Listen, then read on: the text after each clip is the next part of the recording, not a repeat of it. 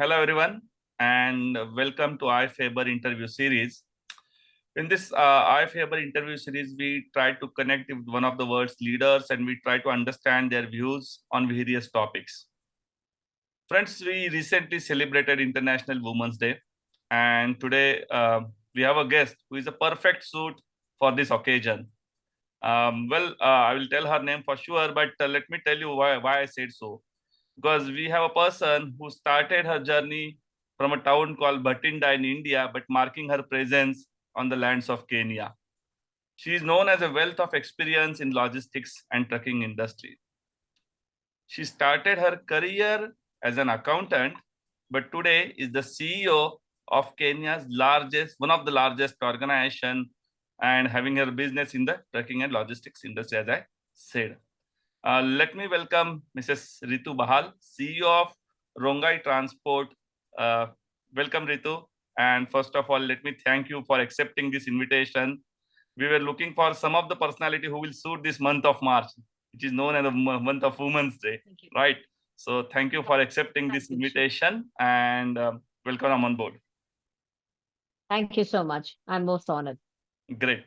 So Ritu, as I explained to my viewers at the start, that you're from Bhatinda, India, right?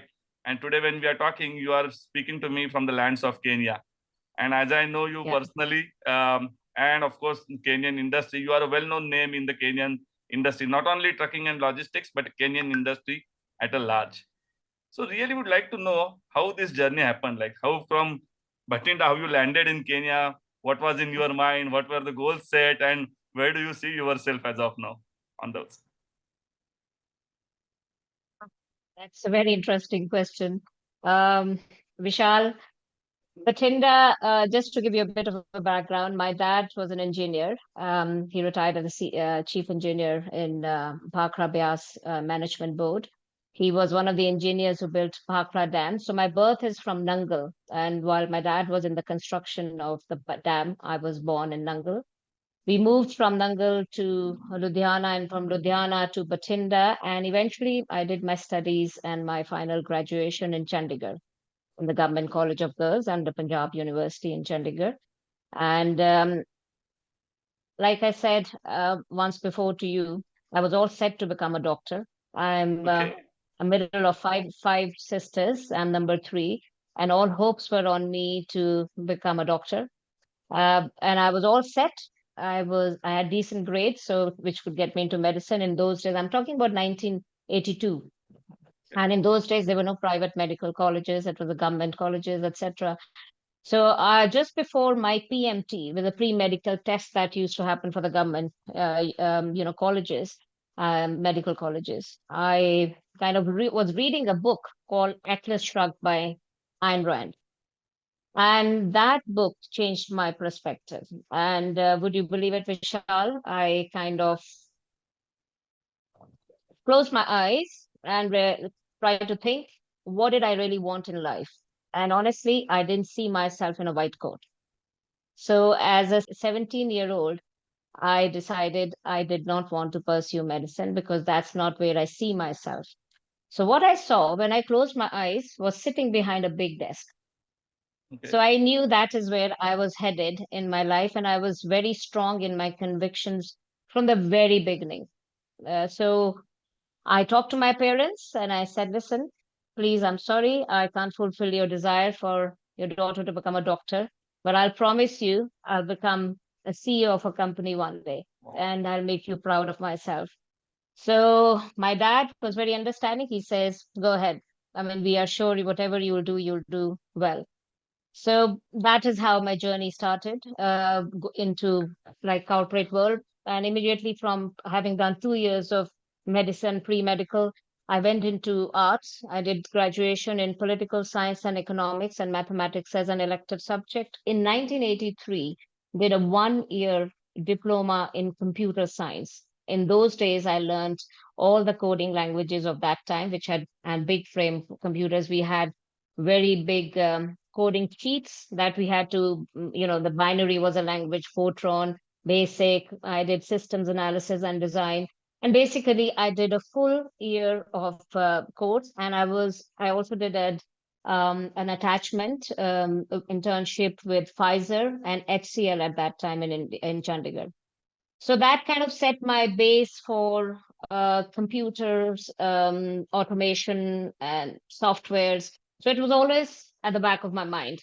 I got married. I had an arranged marriage. My husband, I hadn't seen him. My mother and my father arranged my marriage, and I kind of accepted as a 20-year-old. And I said, fine, because I talked to my would-be husband at that time, and he mentioned, he says, listen, I'll never stop you in your growth path. Whenever you want to study further, whatever you want to do, you'll always be having my, I will never restrict your growth. So that to date, and I think a lot of credit goes to him for giving me the space to grow and reach where I am. And I'm talking about 19. So that is what my journey into Kenya started. And the conviction to do the best and grow myself has been the key in my initial journey of coming into Kenya. There were no goals, there were no visions, but whatever it was I'll do the best in me that I can, and I'll make do in the situation. And that's where and I've been very blessed, and I really thank God for blessing me with the courage to take on a new world when I came as a 20-year-old in Kenya. Great, great. It's a really motivating journey. Like we always read, we hear about someone, and we talk about someone who should chase their dreams and follow the instincts. But I think today we have that example where from a white coat to I can say the CEO chair, and I can see that the big desk in Yeah. front of you. So you started your journey as an accountant. Then, as I know, you became the head of the finance for Rongai. Then one of the key pillar of the Rongai, taking care of the sales aspects also slowly about the Rongai strategies and sales. Then you became the CEO of the Rongai. So you associated with one organization for many years, which is a rare example. How many years? 32 years. 32 years. 32. Yeah. In Yeah. today's world, Yeah. these figures are really amazing figures that we don't hear Yeah. these figures quite often, that someone is associated with an organization for so long. Yeah. Then took a break from day-to-day operations of the Rongai. You were still on the board, but you were not into the day-to-day operations of the Rongai. You decided a career of being a strategist and a consultant for the transportation industry. Did your bit over there, help the Yeah. industry to strategize, share your experience with the industry leaders. And today again, you are back with Big Bang as the CEO of Rongai Transport. So it's like a circle coming through, isn't it? So we'd like It to is know more 360 about this. degrees. Yeah, it's a 360 degrees. So we'd like to know more about this Yeah. professional journey and your learnings. I know you have gone through various Yeah. ups and downs in this journey, various emotional traumas as well. So we'd really love to hear about it. I never manifested going back to Rongai as a CEO, that I've started my journey again now, a second innings at Rongai from 1st of December 2022. Like I mentioned to you, 2019 February, I left Rongai in a very nice way, gave enough notice. I decided I wasn't growing as a person. I was static in the job, and I wanted to do something different. And I went in ahead and became a business strategist as well as trucking consultant. And immediately I left. In fact, when the word got out in the industry that I was leaving Rongai, who everybody felt that I was married to Rongai and I was, part of Rongai, that she will never leave that company. I had a lot of interest from the market to get me on their boards and get them to make me a part of their teams. But the people who won me over were a Mauritian company, the big group, Rogers Group from Mauritius, through their logistics arm, Velogic. Velogic have many branches in a lot of countries, and they were already had a presence in Kenya, and they wanted me to streamline their trucking arm of a business they had bought. So they hired me, and the name of the business was General Cargo Services, who they bought over completely. And they wanted me to turn around and bring processes into the system, and that's where you come in. I mean, all the processes that I learned from Faber's intervention with Rongai when I was a CEO, they have played a great part in my career post the intervention from Faber, because those principles of operational excellence have always been part of my journey with a new company, and that's where I train myself, a lot of people, because I feel those mantras that you teach us are very valuable in the day-to-day life. Okay, so as a CEO, that helped me make decisions. So anyway, Velogic hired me, and it has been a great journey. Initially started with a 6-month contract, continued, and I've been with them for 4 years now. And as luck would have it, Velogic have bought over Rongai in November of 2022, and they asked me to go back to Rongai because I was the only person who knows the best of both the companies, and the worst of both the companies, if you know what I mean. So I know the weaknesses and I know the strengths. So I was the only person who could actually merge the two organizations very well. So reluctantly, initially, I did accept it, but I'll be honest with you, the last few months have been very exciting because I have been given a different mandate. And I feel, Vishal, that this is my payback time to Gordon Eccles, who was the founder of Rongai. He was like a father figure to me. And I feel I have to carry on his legacy and bring back Rongai to the glory it was always enjoying in the industry. It is still a very well respected name, um, a big leader in the industry. But for me, right now, I want to take the company to the next level because the team is great, the foundation is great, and it's just a different way of managing it. And for me, automation is the key. So I have automated a lot of processes, and the people and my staff are excited beyond words, and they're all putting in their best efforts to take the company forward to the next level. Great, great. And I can see those emotions overflowing when you talk about Rongai, and I could sense that. Yeah, Yeah, I love my company. That's the right. company I've grown with. I've been a baby and I've grown up with the company's grown with me. I've grown with the company, and I'm so glad I'm back there to put in the best effort and take it flying. So So if I it's can, very exciting. great. So if I can ask, what was the key takeaway from this entire journey of professional journey from accountant to the CEO, to the strategist consultant, and back to the CEO? What are the key takeaways which you can share with our viewers? Well, I'll be honest with you, Vishal. It has been a huge journey in the last 4 years. I have broadened my horizons. One of the key takeaways from here is never stop growing, never stop learning, and never stop exploring.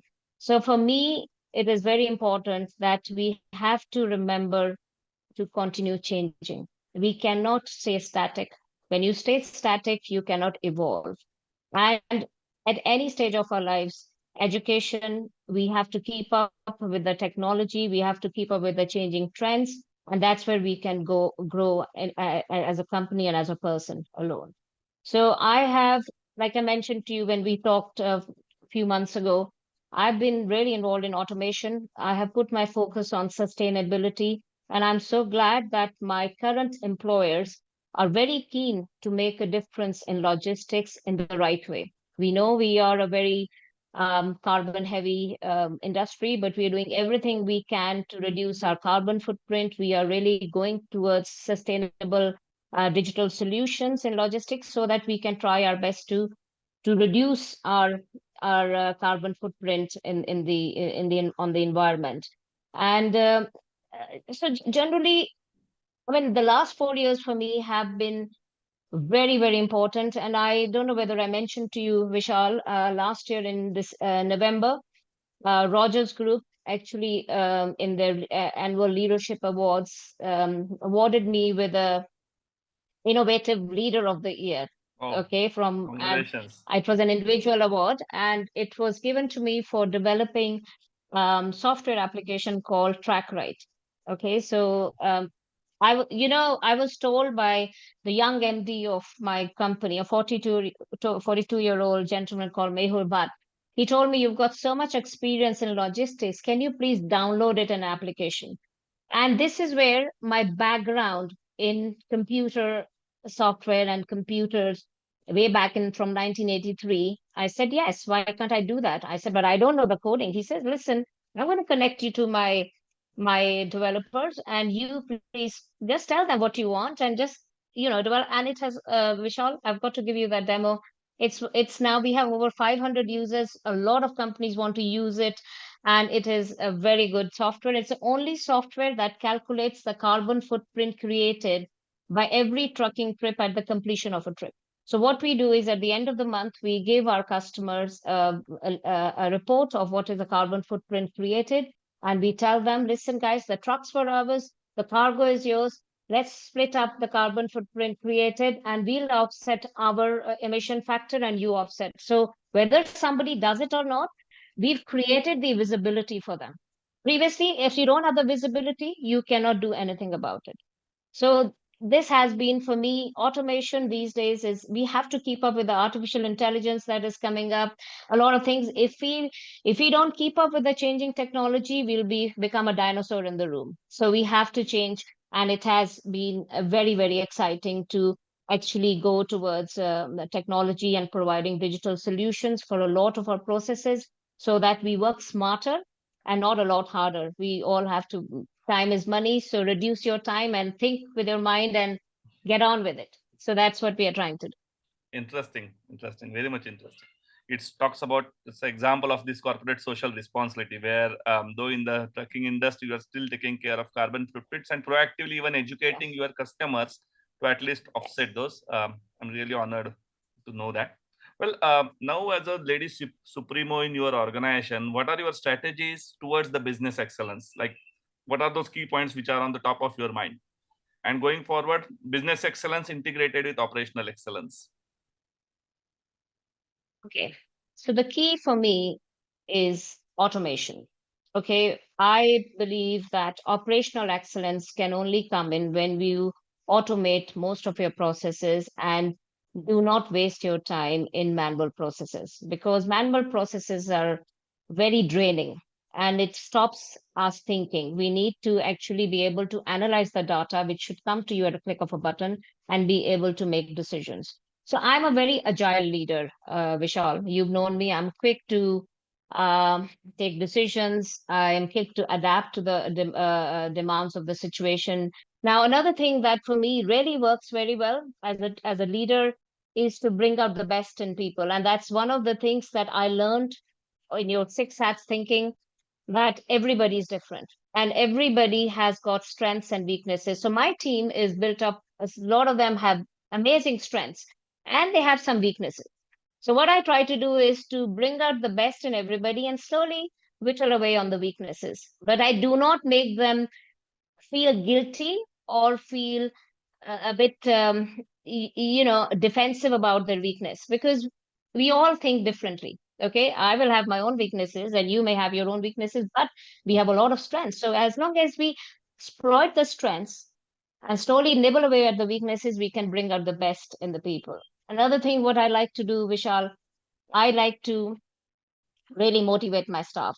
I've empowered them. I said, take the decisions and call me when you need me, but I fully trust you in your decision making. But just remember, with every decision comes the responsibility and accountability. So make the decision so that you are always responsible for it and you take accountability for the same decision and you drive it through. And then again, mentorship for me, very important. I mean, I make them think and I just make them grow. Which makes, I'm very empathetic because being a woman, I'm very empathetic with my staff and I do understand their personal issues, but I'm very assertive because I have introduced the tier meetings. I've introduced the daily work management, Vishal, into their stuff. I've asked them to how to manage the time, how to achieve more in the time. And I've also told them on the bye-bye analysis. I mean, I've told them, whenever something goes wrong, just don't go on the defensive. Find the core reason why something went wrong and we'll learn from it. We all make mistakes, but as long as the mistakes are not repeated, you're in order. But if you repeat the same mistake again, then you are at fault. Okay. So it's really like I told you within during the course of this interview, I'm just going to tell you how much impact your trainings have had on me personally and in my growth and in passing on imparting that knowledge to my teams. Interesting. Glad to know that. In fact, that takes me to my next round. And as you said, we would like to really hear. I still remember that day when we met for the first time in Rongai. in Rongai's conference hall, and we were just kicking off the journey on operational excellence, the change management journey, and it's an interesting journey from that day today onward. We are it's moved from a client and consultant relationship to a friendship. So, what was your, of Yes. course, what was your experience working with Faber Infinite, and how you would like to describe it? Well, Vishal, you've answered your own question, if you may. I mean, we wouldn't be friends if I wasn't impressed and I didn't connect with you guys. I mean, it has been an amazing relationship because I think we're very like-minded. I'm also very keen on the right kind of growth. We are ethical. I'm very I believe there is a lot of strength in honesty. And I think you have been very honest with your appraisals from day one, with the problems that we were, facing. And we tried to find solutions wherever we could, and where we couldn't, we just had to kind of take a back seat. It was a bit frustrating for us, as you recall. But at the same time, it connected us to a different level because for me, Faber changed my life. Okay, I really enjoyed. I mean, like I said, those principles, the core principles for me have been DWM and time management. Also, explaining to people how the skills matrix can play in. Introduce them that where can I become more agile and become more important to your customers to your employer as well as to your customers, by acquiring new skills, and become indispensable to your company. But generally, tier meetings, fantastic. Up to now, even in the new company, I have introduced that. For me, that's very, and the main thing is the six hats thinking.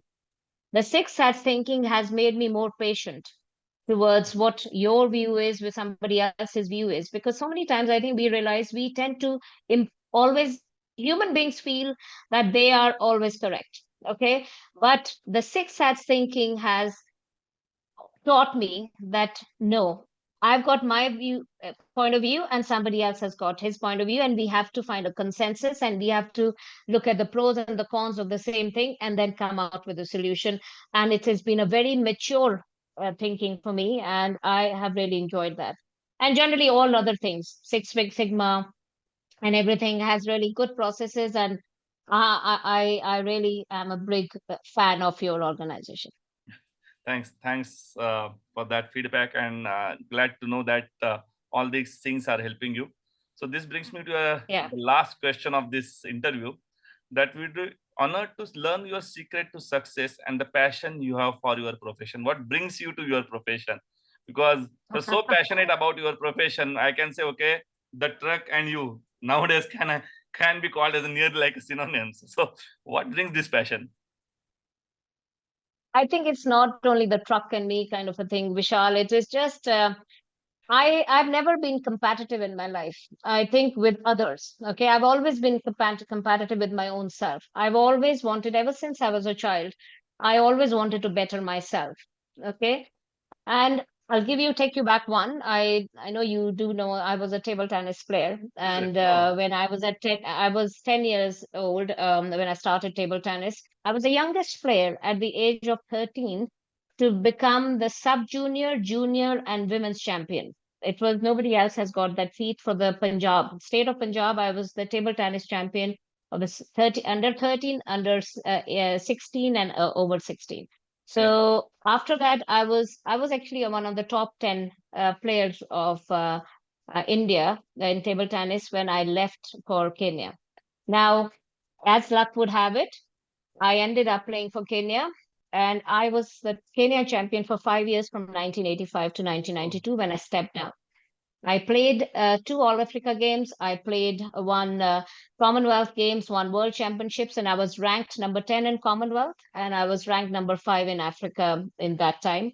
So I've kind of, in 1992, I stepped down. I said I wasn't improving my game anymore, so I'm not going to carry on, and I want to give somebody else a chance. So one thing passion for me is whatever you do, you've got to do with passion. Otherwise, it's not worth doing. So, whatever worth doing is, you need to do it well, and you need to do it with all your passion. And when I say I'm not competitive with others, that means I'm not trying to put you down or anybody else and showing off.